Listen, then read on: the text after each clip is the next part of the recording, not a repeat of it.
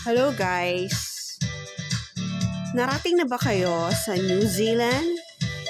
Kung hindi pa, dito sa Pilipinas, meron tayong lookalike New Zealand na matatagpuan sa probinsya ng Zambales.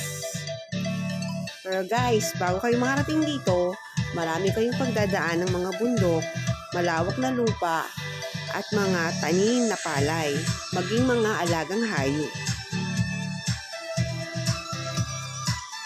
Kung nais niyo pumunta rito this summer, please watch this video. You will enjoy it. Pero kung makakarating kayo rito, I know na mamangha kayo.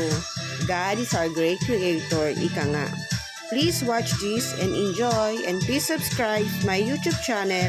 Please like, and thanks for watching.